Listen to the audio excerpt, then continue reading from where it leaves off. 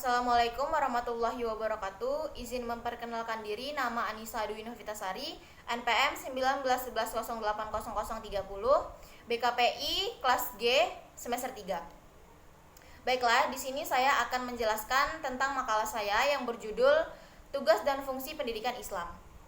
Yang pertama, di sini saya akan menjelaskan tentang pengertian pendidikan terlebih dahulu.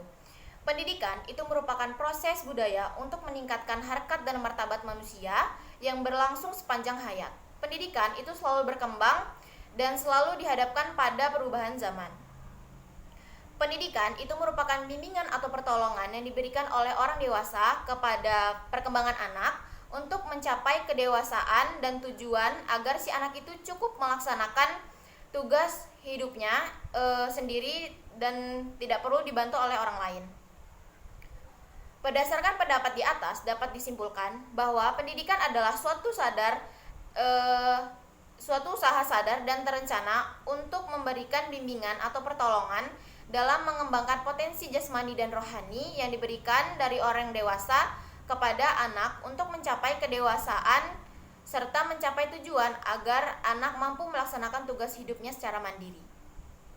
Pengertian di atas itu mengindikasikan betapa peranan pendidikan itu sangat besar dalam mewujudkan manusia yang utuh dan mandiri, serta menjadikan manusia yang mulia dan bermanfaat bagi lingkungannya. Selanjutnya, saya akan menjelaskan tentang pengertian pendidikan Islam.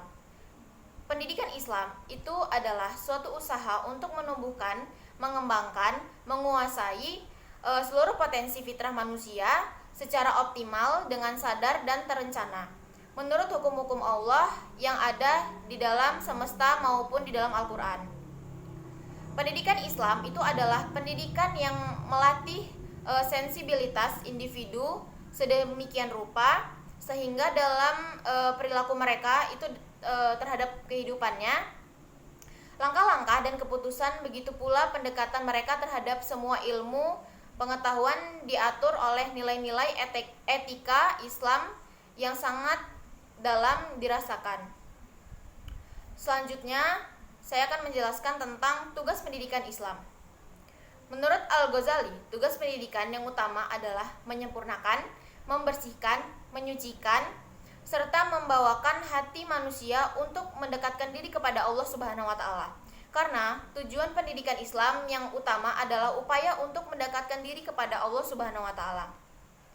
Selanjutnya, Al-Ghazali itu menukil dari perkataan para ulama yang menyatakan bahwa pendidikan itu merupakan pelita segala zaman. Orang-orang yang hidup semasa dengannya itu akan memperoleh perencanaan cahaya keilmiahannya.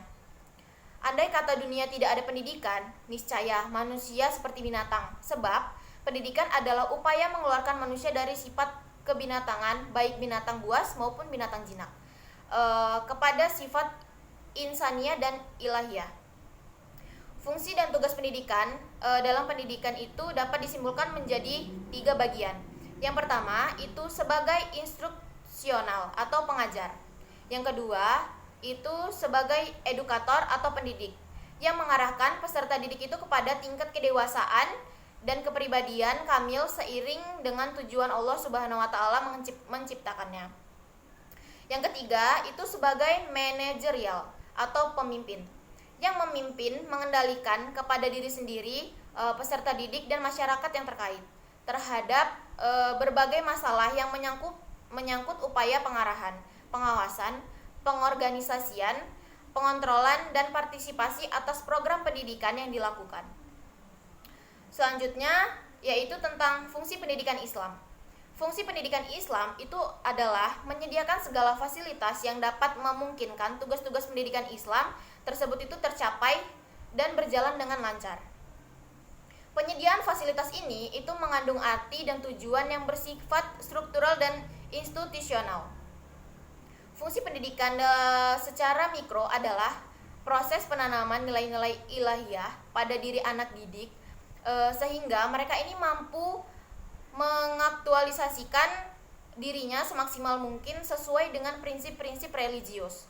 Secara makro, pendidikan Islam ini berfungsi sebagai sarana pewarisan budaya dan identitas suatu komunitas yang di dalamnya itu manusia melakukan interaksi dan saling mempengaruhi antar satu sama lain.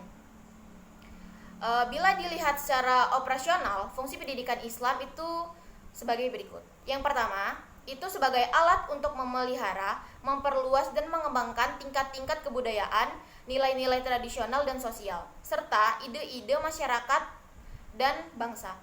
Yang kedua, itu sebagai alat untuk mengadakan perubahan, inovasi dan perkembangan yang secara garis besarnya itu melalui pengetahuan dan skill yang baru ditemukan, dan melatih tenaga-tenaga manusia yang produktif untuk menemukan perimbangan perubahan sosial dan ekonomi. Baiklah, segitu saja materi yang bisa saya sampaikan mengenai makalah saya. Kurang lebihnya saya mohon maaf, dan kepada Allah saya mohon ampun. Wabillahi taufiq wal hidayah. Wassalamualaikum warahmatullahi wabarakatuh.